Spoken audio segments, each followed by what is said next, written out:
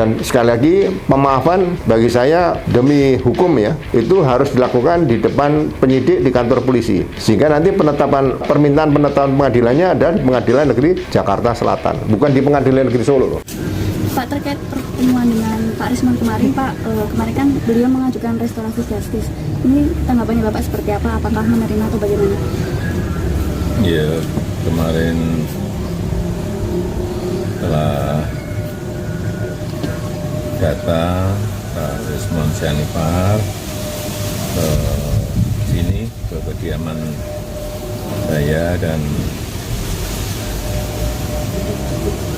saya menerima permohonan maaf Pak Rismon Sianipar, dan mengenai nanti untuk urusan restoratif justice-nya saya serahkan kepada penasihat hukum saya, karena itu merupakan kewenangan dari Polda Metro, kewenangan dari penyidik yang ada di Polda Metro Jaya.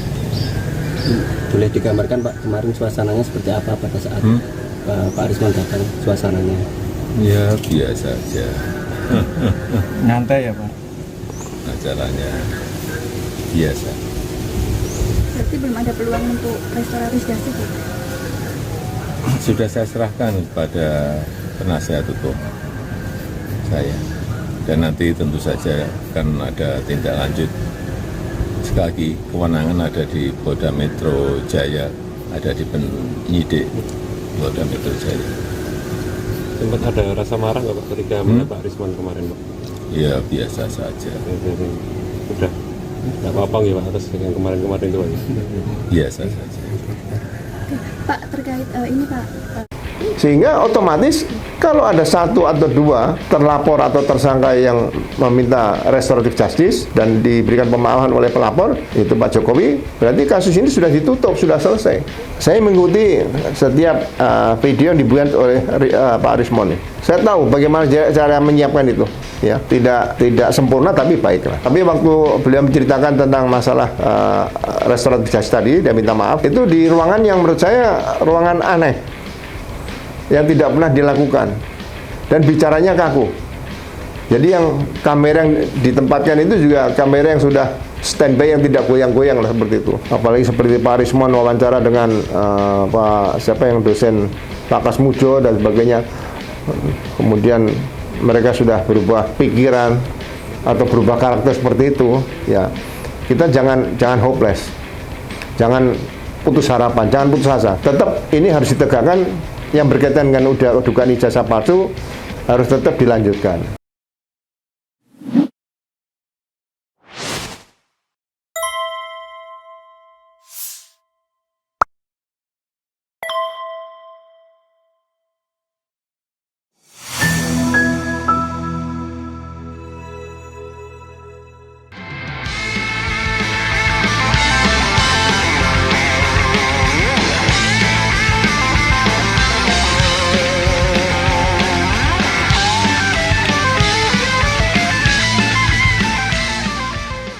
Assalamualaikum warahmatullahi wabarakatuh.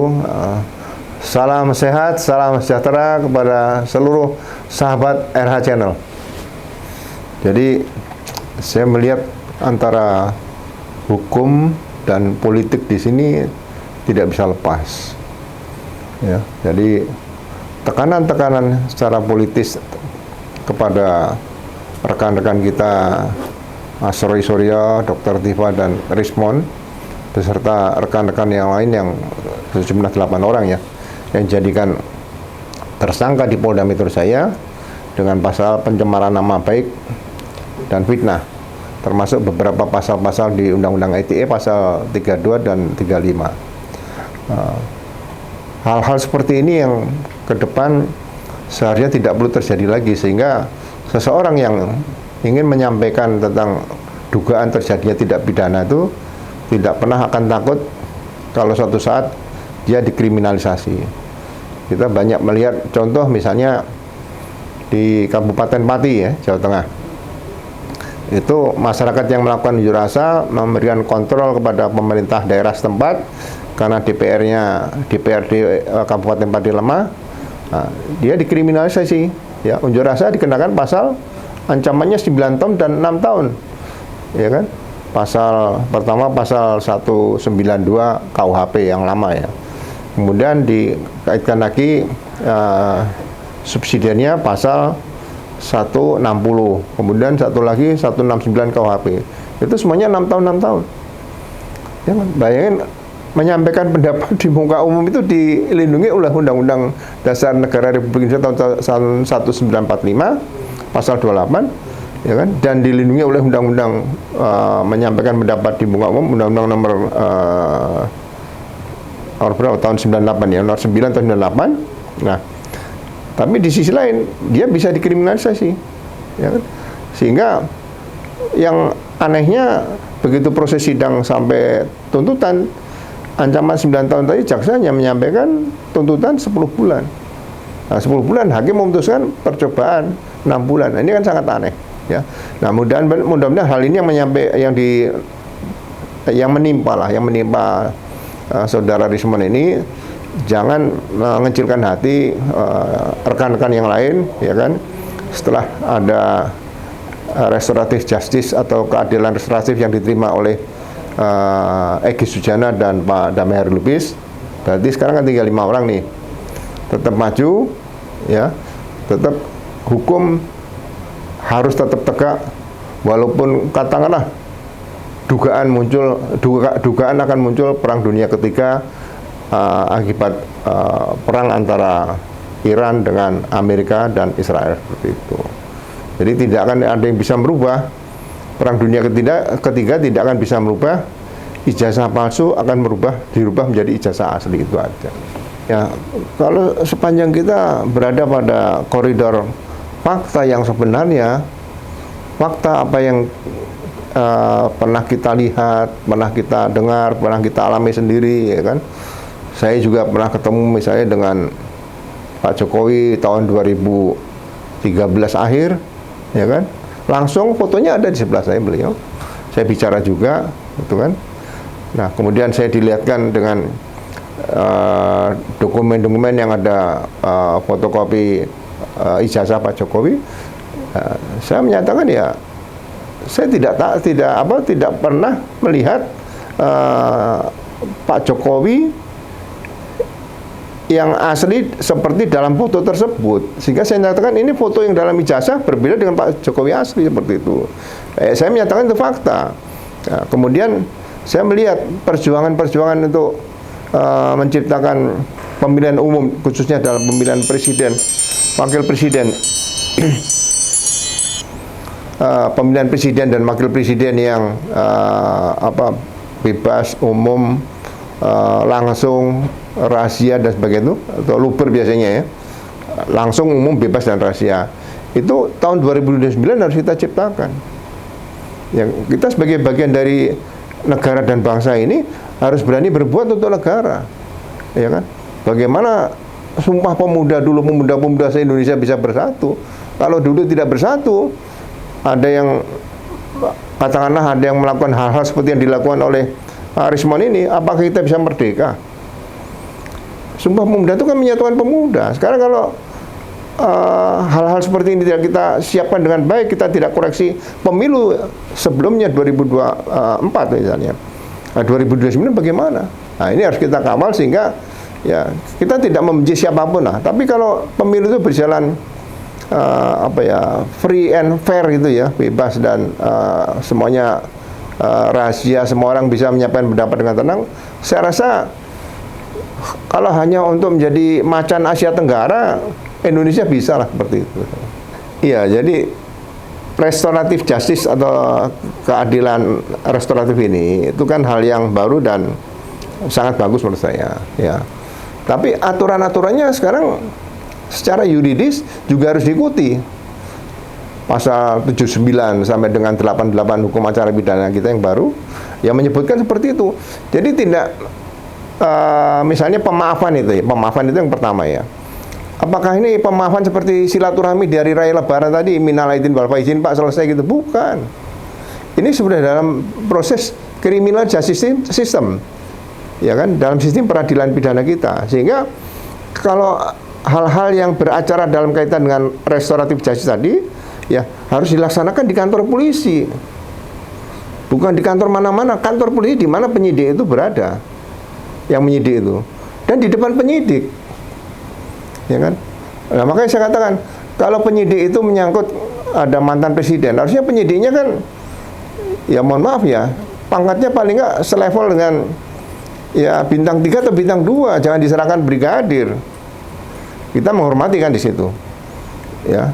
Jadi karena ini khusus, seperti contoh dulu misalnya, saya masih ingat waktu Gus Dur dulu diperiksa sebagai saksi kasus Bulog Git. Itu penyidik datang ke istana mendengar beliau sebagai saksi dan didengar keterangannya. Karena dihormati di situ.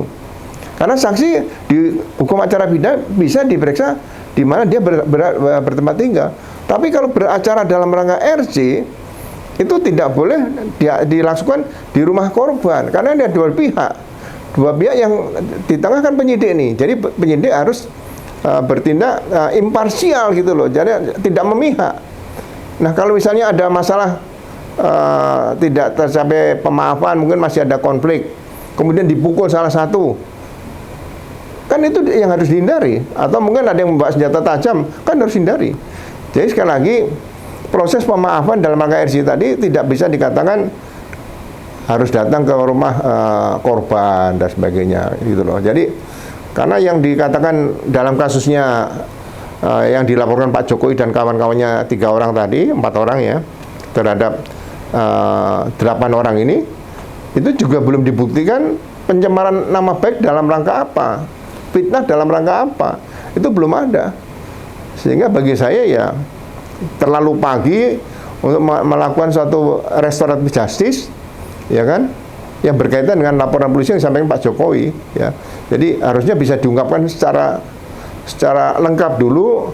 Kasus ini berkaitan dengan apa? Dugaan ijazah palsu.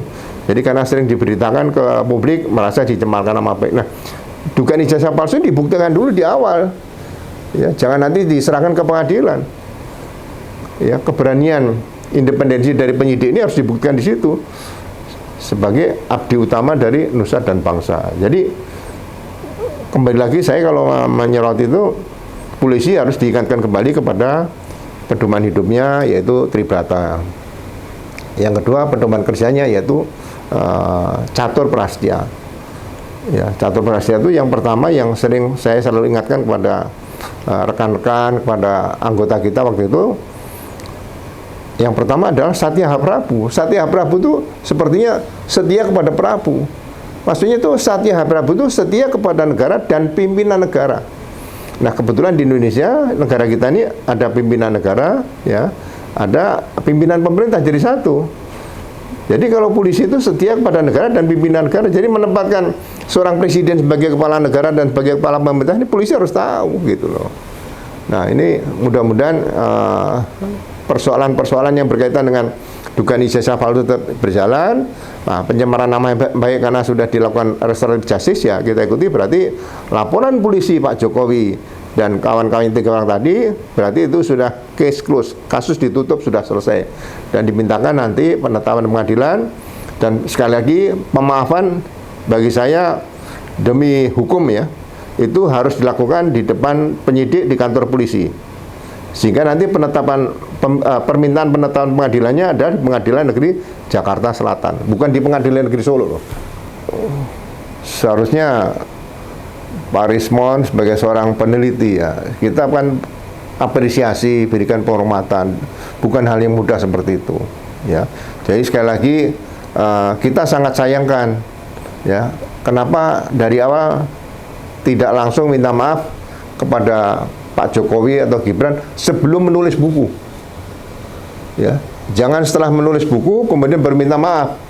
Jadi permintaan maaf seperti ini sepertinya saya banyak melihat ada semacam tekanan. Contoh yang gampang sekali, saya mengikuti setiap video yang dibuat oleh Pak Rismon nih. Ya. Saya tahu bagaimana cara menyiapkan itu, ya. Tidak sempurna tapi baiklah. Tapi waktu beliau menceritakan tentang masalah restoratif justice tadi, dia minta maaf. itu di ruangan yang menurut saya ruangan aneh, yang tidak pernah dilakukan, dan bicaranya kaku.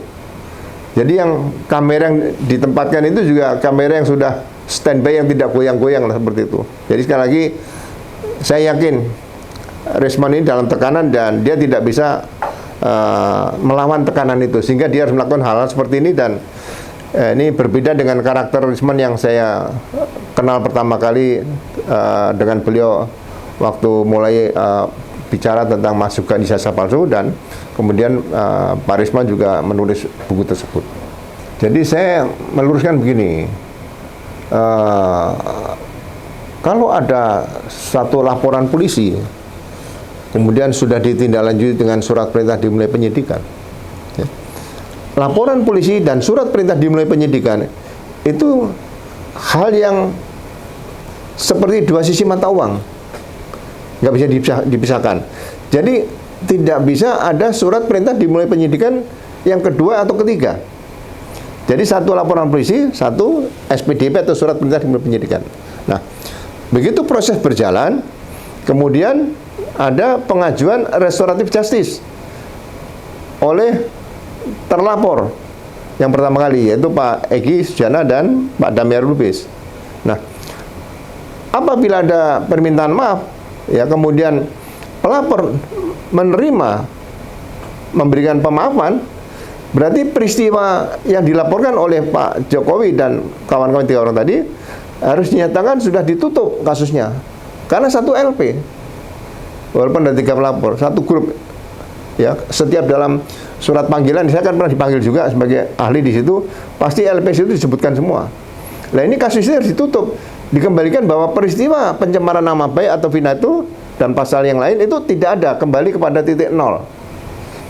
Nah, kalau kembali pada titik nol dan sudah dimintakan penetapan pengadilan, apakah kasus ini bisa dilanjutkan tanpa tersangka yang terlapor yang melakukan permintaan restoratif justice? Kan nggak bisa. Sehingga otomatis kalau ada 1 atau 2 terlapor atau tersangka yang meminta restoratif justice dan diberikan pemaafan oleh pelapor, itu Pak Jokowi, berarti kasus ini sudah ditutup, sudah selesai, nggak bisa maju lagi. Jadi tidak bisa dicicil 2, kemudian ini 1, nanti ada tekanan lagi, mungkin minta 1 lagi dikurangi. Itu tidak diatur di hukum acara pidana, ya. Jadi ini harus ekstra hati-hati bahwa sistem semacam kredit untuk mengurangi para terlapor tersangka tadi hanya mempertahankan kapan sampai selesai seluruh terlapor ini melakukan RC. Itu tidak diatur seperti itu, ya. Mudah-mudahan apa yang dilakukan oleh rekan-rekan yang 5 tadi, ya biarkan ini sampai bergulir ke pengadilan, mau dibutuhkan situ, ya, karena ini akan menjadi catatan sejarah penegakan hukum, mulai dari penyidikan, kalau dilanjutkan sampai penuntutan, sampai pengadilan, seperti itu, ya. Apakah disebut itu kriminalisasi? Ya, kalau saya menyatakan selama saya bertugas di kepolisian adalah saya termasuk polisi yang anti kriminalisasi. Jadi kalau setiap ada kriminalisasi, saya pasti akan melakukan evaluasi, saya analisa mengapa ini sampai terjadi. Kenapa? Pengalaman saya, jangan sampai ini terjadi seperti dalam kasus terpidana mati terhadap masyarakat di Sulawesi Tengah, yang yaitu 3 orang, Tibo, Dominguez, dan Marinus. Ya, saya sudah pelajari, ya, saksi-saksi waktu pengadilan saya ajak ketemu dan menyatakan bahwa dia dipaksa di sidang itu harus menyatakan seperti itu, pesanannya seperti itu. Dan ini jangan sampai terjadi, apalagi hukuman mati, karena sudah ditembak mati, tidak bisa kita hidupkan kembali. Nah, ini harus kita jaga jangan sampai terjadi dalam kasus-kasus berikutnya nanti. Iya, saya kembali lagi, cita-cita saya, mimpi saya untuk mengikuti pendidikan di Akademi Kepolisian itu bukan mencari pekerjaan supaya saya tidak nganggur, bukan. Saya jelas pasti mengabdi kepada negara dan bangsa. Dan itu saya tuliskan pertama kali pada saat kita seleksi mengisi formulir itu, apa tujuan masuk Akademi Kepolisian. Di situ kita tuliskan mengabdi kepada negara dan bangsa melalui Polri. Kalau ada yang menulis mencari pekerjaan pasti dicoret di situ. Ya, jadi pengabdian itu tidak akan pernah selesai. Selalu saya katakan pengabdian itu akan berhenti pada saat seorang Bayangkara tadi meninggal dunia, entah masih aktif atau setelah purna, kemudian diserahkan ke pangkuan Ibu Pertiwi, diletakkan di tanah dan diiringi dengan tembakan salvo ke atas. Itu selesai pengabdian. Jadi bukan pensiun berhenti. Kalau pensiun berhenti, mengabdi itu namanya karyawan. Ya, saya bukan karyawan Polri. Saya katakan saya bukan karyawan Polri. Saya abdi negara yang kebetulan melaksanakan tugas-tugas di Kepolisian Republik Indonesia. Jadi saya melihat kalau ada hal-hal yang berkaitan dengan hukum dan misalnya seseorang mungkin di dugaan saya ini dikriminalisasi seperti kasus Pak Tom Lembong, kasus Pak Hasto, ya, kasus kemarin di masyarakat padi seperti itu, kasus di Bekasi seorang polisi yang dikriminalisasi oleh Polres Bekasi, saya turun.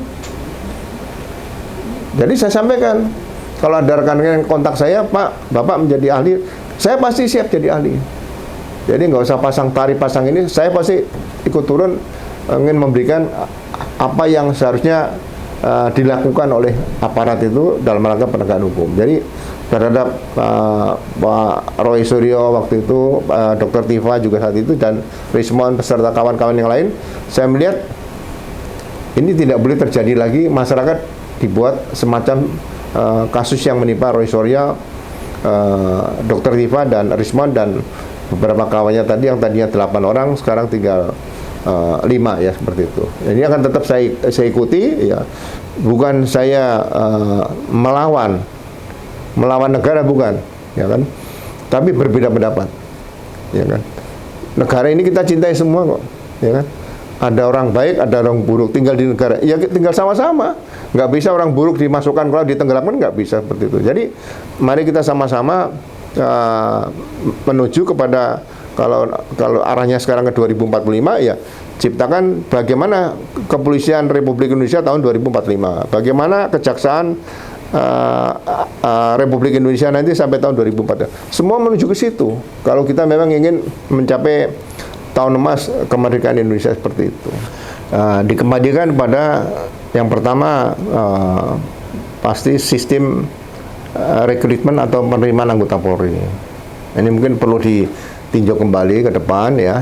Jangan sampai penerimaan anggota Polri ini terjadi celah-celah yang akhirnya akan melahirkan selalu ada, saya katakan, ada polisi baik dan polisi tidak baik. Itu pertama. Kemudian pendidikan, ya kan? Memang ini harus ada perubahan mendasar pendidikan, ya kan? Seorang brigadir dulu memang pendidikannya Bintara itu kan di Sekolah Polisi Negara SPN. Padahal brigadir Tamtamapan atau Barada itu mereka sudah melalui pendidikan menengah. Jadi mereka ini setelah pendidikan menengah harus masuk sekolah tinggi. Nah, berani nggak merubah di sini? Ya kan? Misalnya SPN, Sekolah Polisi Negara, itu harus dirubah menjadi Akademi Kepolisian. 3 tahun. Dia diploma 3. Kalau sekarang 7 bulan brigadir. Ya kan? Dia belum mempelajari bagaimana sebagai penyidik pembantu atau penyelidik. Dia bukan penyidik loh. Kan dia brigadir nih. Seharusnya 3 tahun. Nah, kemudian Akademi Kepolisian. Akademi Kepolisian yang sekarang sebutannya Akpol. Berani nggak dirubah menjadi Sekolah Tinggi Ilmu Kepolisian? Karena ini memang sejarahnya, karena dulu ada Akabri, ada Akabri darat, Akabri laut, Akabri udara, Akabri Kepolisian. Nah, sekarang masih disebut Akpol. Seharusnya Akademi Kepolisian tadi berubah menjadi Sekolah Tinggi Ilmu Kepolisian. Pendidikannya 4 tahun. Ilmunya, ilmu kepolisian lebih umum situ, lebih tinggi daripada Akademi Kepolisian. Ini harus ada perubahan, sehingga benar-benar mempelajari bagaimana tentang hukum, ya, kemudian bagaimana tentang teknis taktis di situ juga dipelajari, kemudian kepemimpinan dan sebagainya. Nah, setelah melalui pendidikan disempurnakan tentang bentuk-bentuk lembaga pendidikan tadi, kemudian ada pendidikan jenjang karier nih, ada sekolah staf dan pimpinan pertama, ada sespimen, sekolah staf dan pimpinan menengah, ada sespati dan sebagainya. Nah, organisasi kita ini dulu kan sama dengan ABRI. ABRI itu yang bisa diambil oleh kepolisian adalah masalah disiplin. Bukan tampilnya yang tampil apa, ya mohon maaf, tampil misalnya harus dengan tiap hari pakaian dinas lapangan yang keras gitu, bukan. Tampilan polisi harusnya berbeda dengan militer. Ya, tidak dengan senjata tempur, bukan. Senjata yang melumpuhkan, bela diri. Nah, ini harus dirubah di situ. Ya kan? Kemudian setelah melalui pendidikan-pendidikan tadi, bagaimana peran seorang, katakanlah AKBP kan Kapolres. Saya membandingkan Kapolres tahun, mohon maaf, tahun 60-an, ya kan, dengan Kapolres yang sekarang, termasuk saya mungkin ya, itu masih beda bagaimana kepemimpinannya. Jadi pemikiran strategisnya beda kepemimpinan yang sekarang ini dengan produk yang dulu zaman perjuangan tadi. Saya melihat sendiri, saya bisa buktikan di situ, ya kan. Nah, ini disesuaikan kembali. Nah, kemudian seorang Kapolres berani nggak berbeda pendapat dengan Kapolri? Setelah lahir Undang-Undang Kepolisian nomor 2 tahun 2002, itu dimasukkan tentang tugas polisi adalah profesi. Nah, kalau kita dalam profesi, apakah seorang dokter menangani orang yang sakit batuk itu harus nunggu arahan dari Menteri Kesehatan? Kan nggak mungkin. Nah, di sini seorang Kapolres misalnya gitu harus berani ngambil keputusan sesuai dengan ilmunya dia, gitu loh. Nah, kalau melanggar etika profesi, bagaimana memprosesnya? Nah, itu sekarang yang ke depan kalau perlu dan sangat diperlukan ya, bukan kalau perlu, sangat diperlukan fungsi profesi dan pengamanan atau propam ini dirubah. Selain fungsi propam, juga perlu dibentuk Dewan Kehormatan Polri. Ya. Contoh untuk menangani kasus berkaitan dengan misalnya oknum polisi lah, oknum polisi yang penyalahgunaan narkotik, misalnya narkoba. Itu karena ada pidananya narkoba ya, dilakukan melalui sidang kode etik. Kemudian diproses.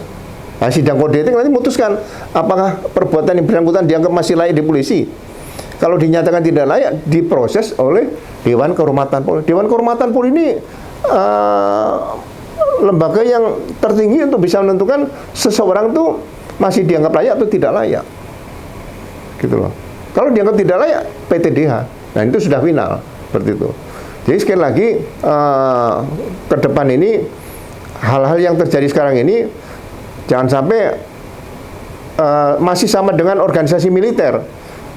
Semuanya itu harus tunduk pada perintah dari atas. Akhirnya ya mohon maaf, sekarang ini kan orang mau berbuat lain tuh takut sama pimpinan di atas, ya kan?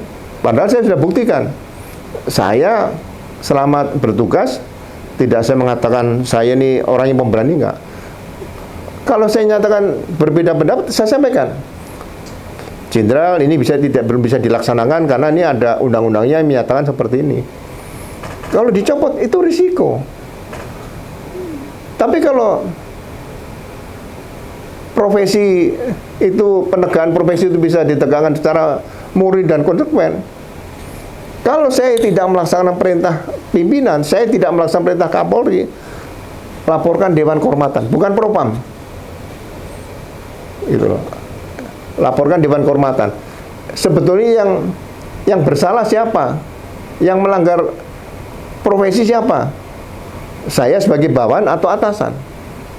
Itu loh. Nah, makanya saya bilang Dewan Kehormatan Polri tadi anggotanya harus ada yang dari unsur dari luar, itu ad hoc ya, tidak tetap. Dari perguruan tinggi juga ada, mungkin dari Kompolnasnya juga ada, dari akademisi ada, dari yang ahli psikologinya juga ada, sehingga bisa melihat di situ. Nah ini buntutnya kemana? Endingnya di mana? Trust dari masyarakat. Nah kalau ini tidak diciptakan, ya saya tidak sependapat. Misalnya kasus yang saya ikuti, kasus ya Kadipropam Pak Jenderal Sambo gitu. Anggota polisi salah menangani TKP langsung dikenakan obstruction of justice. Nggak bisa. Obstruction of justice itu harus dilakukan oleh pelaku yang melakukan perbuatan pidana. Tapi kalau polisi mendatangi TKP, kemudian ada kelalaian, kealpaan, ada mungkin kesalahan sedikit, kemudian dilakukan sidang pidana obstruction of justice, polisi Indonesia kan habis. Selesai. Petugas lalu lintas datang ke TKP laka lantas, salah menggambar posisi sepeda motor atau mobil atau korban, langsung dilaporkan oleh pihak lain, obstruction of justice. Habis polisi Indonesia. Ya, seperti itu. Makanya kalau pelanggaran-pelanggaran dalam rangka pelanggaran etika profesi tadi, yang pertama ya tegakkan tentang sidang kode etik juga.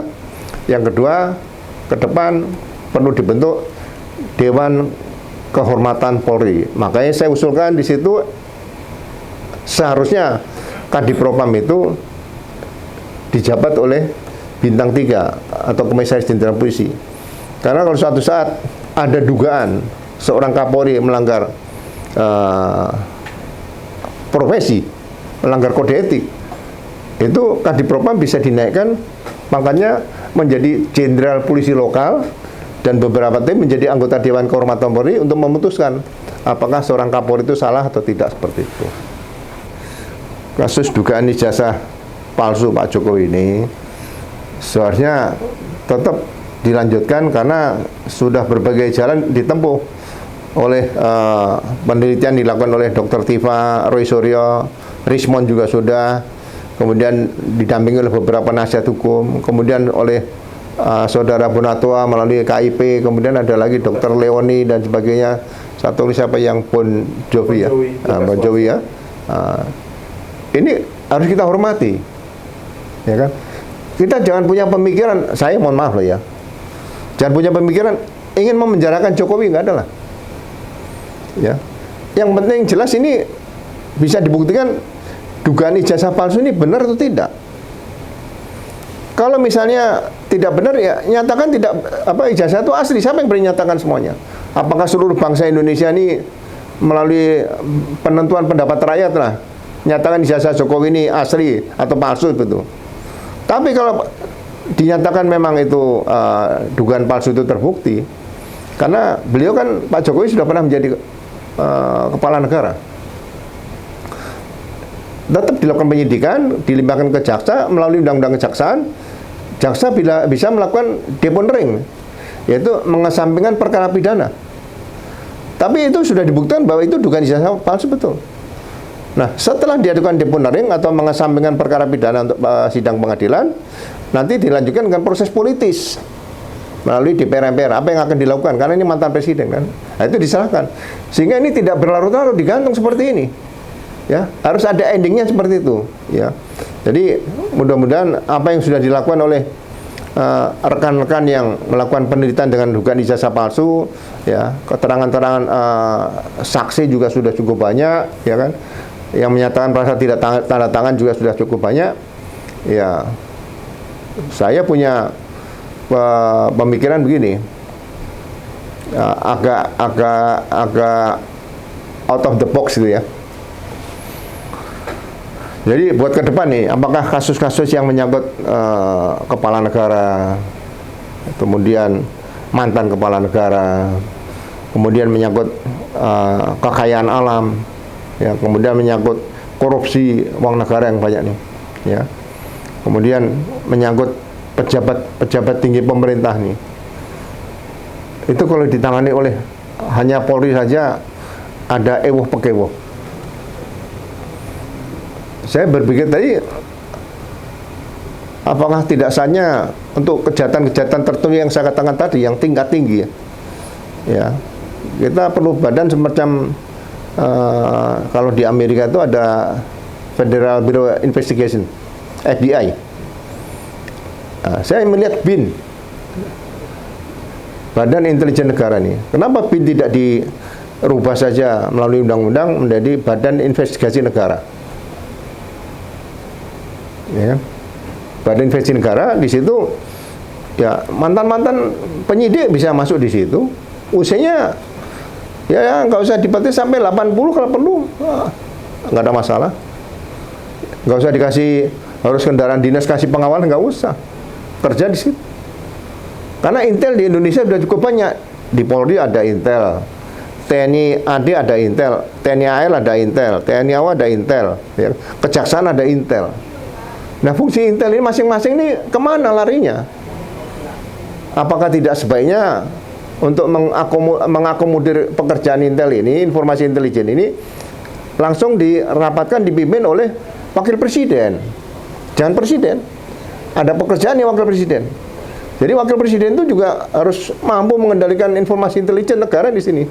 Nah sehingga BIN nanti menjadi Badan Investigasi Negara. Bukan mengambil kerjaan Polri loh, mengambil dalam rangka investigasi penyidikan kasus-kasus yang bobotnya tinggi. Ya, karena ini kalau tidak dilaksanakan seperti itu, ya kita akan terjadi hal seperti ada ewoh-pekewoh sungkan seperti itu. Jadi ini pemikiran out of the box saya. Jadi bukan berarti saya ingin tampil beda, bukan. Setelah saya melihat seperti ini, ya. Jadi sekali lagi peran-peran lembaga negara ini perlu ditinjau. Tidak perlu lagi mungkin nanti kalau ada Badan Investigasi Negara, ya, udah KPK bagian dari Badan Investigasi Negara ini, korupsi. Apalagi masalah teroris masuk di situ karena cukup berat. Ya. Nah, polisi misalnya transnational crime masih dilaksanakan oleh Kepolisian Negara Republik Indonesia, ya kan. Terus yang apalagi yang kejahatan-kejahatan konvensional yang masih di Polri. Ya. Masalah Badan Cyber Nasional. Badan Cyber ya penyidikannya oleh Badan Investigasi Negara seperti itu. Jadi di Badan Investigasi Negara itu nanti ada unsur Polri-nya, dan Polri-nya ya, yang sudah pensiun bisa sampai umur 80 di situ, nggak ada masalah. Yang membuat undang-undang kan kita semua, nggak ada masalah. Ya, Kejaksaan juga ada di situ, BPKP juga bisa ada di situ, mantan-mantan PPK masih ada di situ, hakim ada di situ, jaksa di situ. Saya rasa ini akan menjadi suatu badan yang benar-benar akan disegani oleh para pelaku yang diduga akan melakukan kejahatan-kejahatan tadi. Saya harap masyarakat juga tidak menyerah, ya, menyerah kemudian pasrah. Sudah kerja keras selama ini, sudah melakukan penelitian, ya, sudah wawancara, apalagi seperti Pak Rismon wawancara dengan siapa yang dosen Pak Kasmujo dan sebagainya. Kemudian mereka sudah berubah pikiran atau berubah karakter seperti itu, ya. Kita jangan hopeless, jangan putus harapan, jangan putus asa. Tetap ini harus ditegakkan. Yang berkaitan dengan dugaan ijazah palsu harus tetap dilanjutkan. Kalau pencemaran nama bidang-bidang itu sudah SP3, saya rasa kasus ditutup lah, nggak ada masalah. Jangan ragu-ragu. Jangan seperti ERJ ini mau menangkap ikan satu mau masuk lagi, buka lagi, tutup lagi, buka lagi, tutup lagi, seperti itu, ya. Kemudian perjuangan yang selama ini memang lelah, tapi masih lebih lelah para pemuda kita, para pejuang kita dulu mencapai kemerdekaan. Ini kita sudah merdeka, bukan merdeka kedua kali, ya kan? Mungkin merdeka di bidang hukum, ya. Jadi sekali lagi peran Bapak Presiden sini, Pak Prabowo, mungkin dibutuhkan, ya, harus bicara apa, harus mengambil keputusan apa, ya. Dan rata-rata presiden-presiden sebelumnya juga berani mengambil keputusan. Waktu Pak SBY jadi presiden, muncul RUU Keamanan Negara, beliau putuskan tunda semuanya, berhenti, tidak ada keributan. Presiden harus berani, ya. Kemudian masalah Pak Habibie juga, dia mementingkan dirinya, saya mau jadi presiden lagi, nggak perlu. Begitu jadi presiden, kepentingan negara dan bangsa selalu dikedepankan, bukan kepentingan dirinya sendiri. Jadi saya berharap dalam waktu dekat ini presiden bisa memberikan statement, memberikan keputusan presiden. Ijazah palsu ini, ya, harapan saya lanjutkan, tapi arahnya seperti saya katakan di awal tadi, tidak perlu memenjarakan orang. Tapi harus dibuktikan ijazah palsu ini terbukti atau tidak terbukti seperti itu melalui mekanisme criminal justice system yang ada di Indonesia. Ya, jadi sekali lagi harapan saya situasi di luar negeri yang masih terjadi antara konflik atau perang antara Iran dengan Amerika dan Israel, walaupun tensinya sekarang sudah menurun, tidak lagi terlalu keras, tapi dengan perubahan-perubahan ke depan nanti kita harapkan hal ini akan bisa mengembalikan stabilitas baik internasional maupun di dalam negeri seperti itu.